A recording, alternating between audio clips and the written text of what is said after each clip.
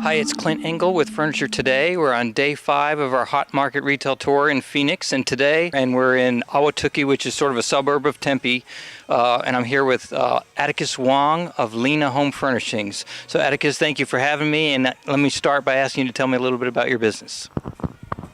Well, thank you for being here, Clint.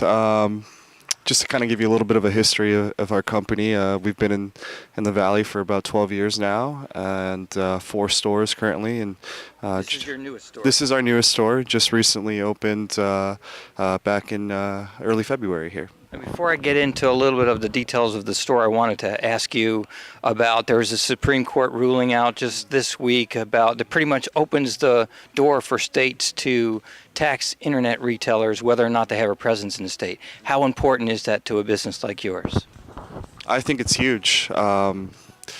As a local brick and mortar company, predominantly, we are trying to look for every competitive advantage or edge that we can to try to compete against some of these national companies, and something like sales tax can really be the difference or make or break your bottom line at the end of the year. So I'm really interested to see how it develops and kind of how it plays out, but at the moment it seems like a really big deal for a lot of the smaller brick and mortar companies like ourselves. Okay.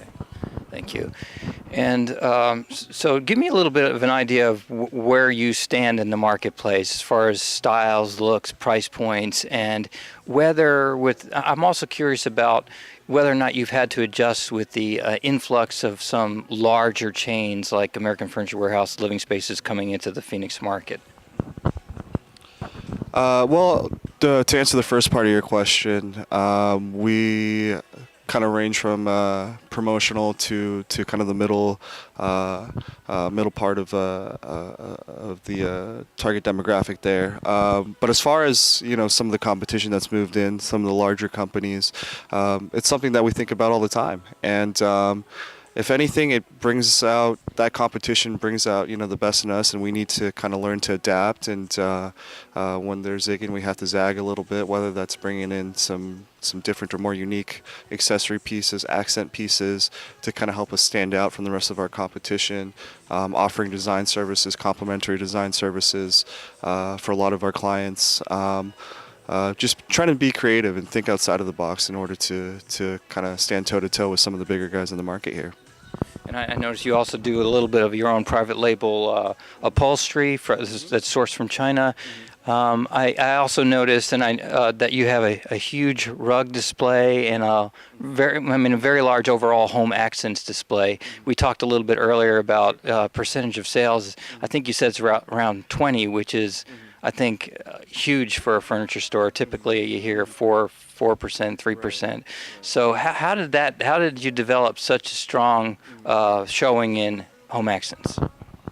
Well, I think that goes back to our roots as a company.